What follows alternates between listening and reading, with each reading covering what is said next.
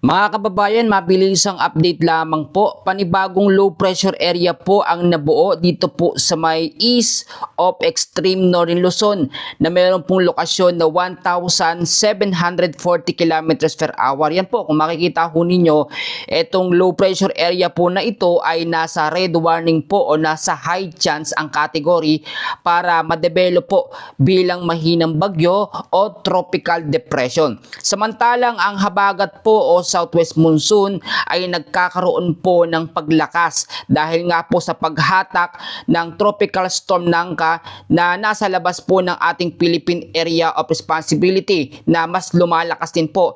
Pero ang tropical storm Nangka hindi naman po ito papasok sa ating PAR pero hinahatak naman po niya ang epekto po ng habagat o ng southwest monsoon. Ngayon, itong panibagong low pressure area na high chance ang category kapag ka naging isang ganap na bagyo at pumasok po sa ating Philippine Area of Responsibility ay tatawagin po itong bagyong Neneng, ang pang-14 na bagyo po ngayong 2026 at pangatlo naman po ngayong Agosto.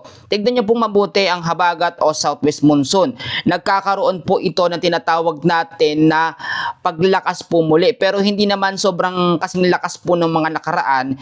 At ngayon, meron pa rin po tayong tinatawag na orange warning sa Zambales, sa Bataan at Occidental Mindoro na meron pong dami ng pag-ulan na 50 to 100 millimeters na dami ho ng pag-uulan. Kaya po ang sinasabi natin, tatagal pa hanggang sa 3rd week ng August ang habagat o southwest monsoon.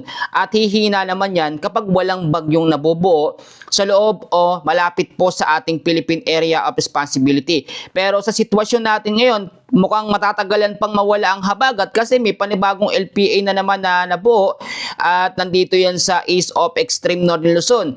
Ito ay nasa red warning na, ibig sabihin papunta na ito sa pagiging tropical depression o mahinang bagyo. Ang tsansa nito ngayon, ito po, no, ay palakasin ng panibagong sama ng panahon dito sa may east of extreme northern Luzon ng habagat o southwest monsoon at mangyayari na naman yung tinatawag ho natin na rapid intensification o enhanced habagat. At alam naman natin, ang habagat, talagang lalakas yan kapag mayroong bagyo na malapit ho sa kanya. Sa forecast weather condition naman po na inilabas ng Pag-asa, ngayong hapon hanggang bukas ho, ay dito pa rin sa area ho ng Metro Manila, kasama ho ang Calabarzon, kasama ang Ilocos Region, Benguet, ang Abra, Zambales, Bataan, Tarlac, Pampanga, Nueva Ecija, Bulacan, Marinduque, Occidental Mindoro ay patuloy pa rin po makakaranas ng isolated light rains and heavy rainfall. Cloudy skies din dahil po sa habagat o southwest monsoon. Alam nyo ho, ang habagat, ganito po ang nagiging epekto niyan. Minsan mas malakas pa po ito sa signal number 1 na kategory ng bagyo. O paano naman naging kasing lakas ng signal number 1? Normally, ang hangin po ng habagat ay nasa 35 to 50 kilometers per hour.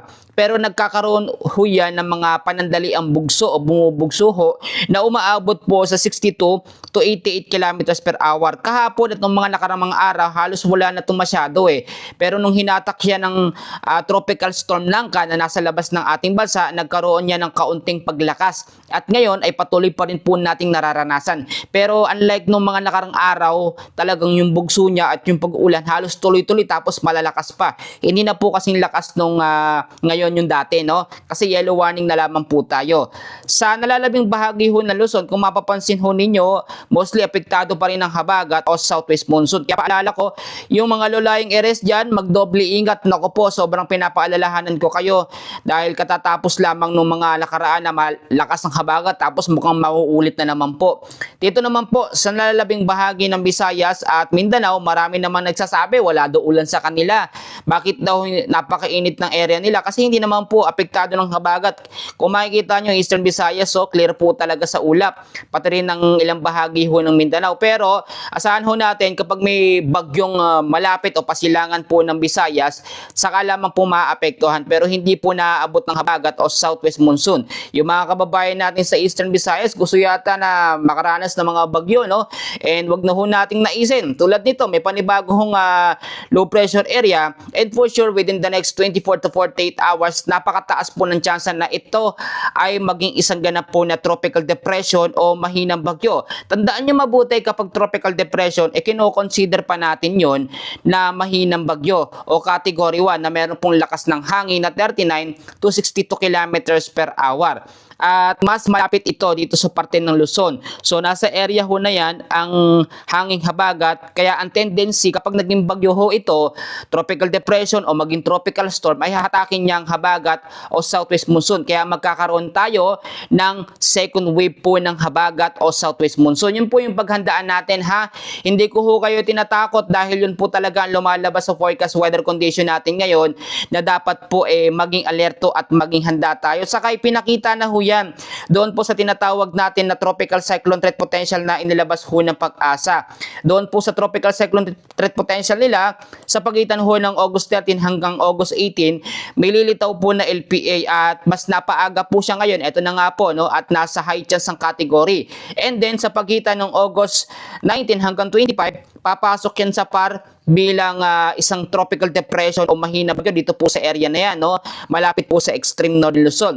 Pero ngayon, kung tatanungin nyo ako kung magiging typhoon o super typhoon yan, kasi yung iba gusto ng typhoon wag dating naisin ha. Sa ngayon, hindi naman nakikita na magiging typhoon o super typhoon yan, pero hindi natin inaalis yung mga posibilidad na magkaroon yan ng interaksyon dito nga po sa habagat o southwest monsoon at mangyari yung Fujiwara effect. Ang Fujiwara effect ay pagsasanib ng dalawang sama ng panahon, hindi lamang sa parehas na bagyo. Pwede ring mangyari yung epekto na yon, pagkasanib ng dalawang sama ng panahon dito sa habagat papunta dito sa panibagong sama ng panahon o sa banta ng magiging bagyong Neneng. Kaya po ipinapaalala ko sa inyo ngayon pa lamang yung mga baybayin, yung mga ilog, bantayan natin dahil pwedeng magkaroon ng susunod o pangalawang bugso ang habagat o southwest monsoon. Pero tulad na aking sinasabi, ang nagpapatrigger lamang o nagpapalakas ho sa habagat ay yung category 4 o category 5 na bagyo, yung typhoon hanggang super typhoon na category. Kapag tropical depression o tropical storm, hinahatak niya pero hindi ganoon kabilis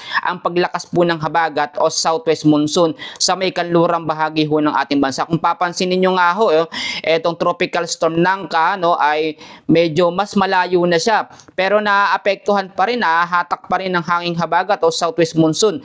At yan po yung nagiging dahilan kaya nagkaroon po bigla ang paglakas. Di ba sinabi ko na ho nung mga nakarang update ko na unti-unting humina ng habagat and then makakaranas na tayo ng medyo kahit paano mas okay na panahon. Pero dahil nga po biglang lumitaw itong tropical storm Nangka, international name po yan, ay bumalik na naman sa paunti-unting paglakas ang habagat o southwest monsoon. Kaya ngayon mga kababayan, manatili kayong mag-antabay sa ating update. I-share nyo ito para mas maraming makapanood at malaman po ang latest weather update natin. Maraming salamat po. Mamaya huli o bukas ng madaling araw, meron tayong latest weather update. Patuloy nyo suportahan ang Francis Weather Update ni Kuya Francis, and talagang dito pabantayan natin, monitor natin lahat po ng sama ng panahon.